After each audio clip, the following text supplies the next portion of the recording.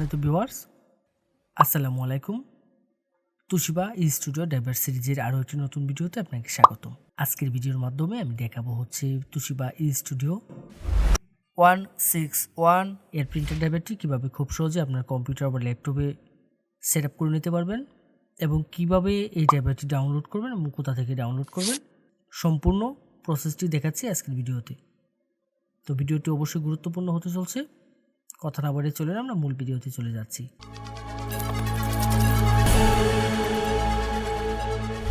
প্রথমে আমরা যে কাজটি করব, আমরা এই ড্রাইভারটি ডাউনলোড করে নেব।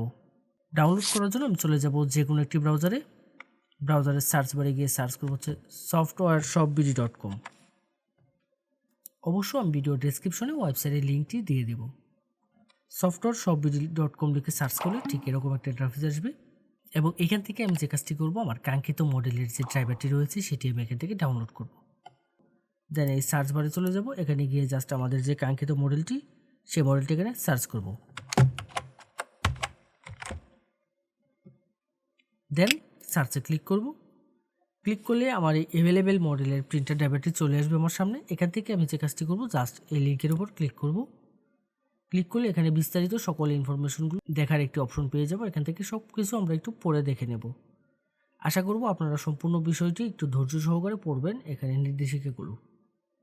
দেন এখানে ডাউনলোডের জন্য দুটি লিঙ্ক পেয়ে যাবেন, যে কোনো একটি লিঙ্কের উপর ক্লিক করব। ক্লিক করলে ঠিক এরকম ইন্টারফেস আসবে আপনার সামনে। এখানে গুগল ড্রাইভে নিয়ে যাবে এবং দেন দুটি ফাইল একসাথে মাউস ড্র্যাগ করে সিলেক্ট করে ডাউনলোড করে নেব। এখানে একটি ফাইল পেয়ে যাবো হচ্ছে পাসওয়ার্ড আর একটি হচ্ছে ড্রাইভার। তো এখান থেকে ফাইলটা জাস্ট মাউসের রাইট বাটন ক্লিক করে ডাউনলোড করে নেব। দেন ডাউনলোড এনিওয়েতে ক্লিক করব। ক্লিক করে কিছুক্ষণ অপেক্ষা করতে হবে। কিছুক্ষণের মধ্যে ডাউনলোডটি শুরু হয়ে যাবে। ডাউনলোড করার পরে আমরা যে কাজটি করব, ফাইলটিকে ওপেন করে নেব। দেন এখান থেকে ওপেনে ক্লিক করব। ক্লিক করলে ঠিক এরকম একটা ইন্টারফেস আসবে আমার সামনে। রার ফাইল রয়েছে। রার ফাইলকে আমরা যখন আনজিপ করব, যে কোনো জিপ ফাইল বা রার ফাইলকে যখন আমরা এক্সট্রাক্ট করব, তার জন্য আমরা যে কাজটি করি, নর্মালি আমরা উইন্ডার ব্যবহার করে থাকি। যদি আপনার কম্পিউটারে উইন্ডারটি না ব্যবহার করা থাকে, অর্থাৎ উইন্ডারটি যদি ইনস্টল করা না থাকে, তাহলে যে কাজটি করবেন, আপনি উইন্ডারটি ইনস্টল করে নেবেন। এর জন্য ভিডিও ডেসক্রিপশন এবং আই বাটনে উইন্ডারের লিঙ্ক দিয়ে দেবো। আপনারা ওইখান থেকে গিয়ে জাস্ট উইন্ডারটি ইনস্টল করে নেবেন। দেন যে কাজটি করব, আমরা ফাইলটাকে ওপেন করব। উইন্ডারে যখন ফাইলটা ওপেন করব, ঠিক এরকম একটা ইন্টারফেস আসবে। এখান থেকে ক্লোজ করে দেব। দেওয়ার পর ইন্টারফেসটা দেখতে ঠিক এরকম হবে। এখানে একটি ফাইল পেয়ে যাব হচ্ছে ড্রাইভার। এই ড্রাইভারে ক্লিক করব। ক্লিক করলে এখানে জাস্ট আমি ড্রাইভারটা পেয়ে যাব। তো এখানে আমার পাসওয়ার্ডটা দিতে হবে। আমি যেহেতু শুধু ড্রাইভারটা ডাউনলোড করছি, আমি এখানে পাসওয়ার্ডটি ডাউনলোড করে নেই। তো এখানে আপনারা যে কাজটি করবেন, আপনারা জাস্ট এই ডাউনলোড অপশনে গিয়ে এখান থেকে পাসওয়ার্ডটি ডাউনলোড করে নেবেন। তো দেন এখানে এই মডেলের যে ড্রাইভারটি রয়েছে, সেই ড্রাইভারে এখানে পাসওয়ার্ডটি আমি দিয়ে দিব।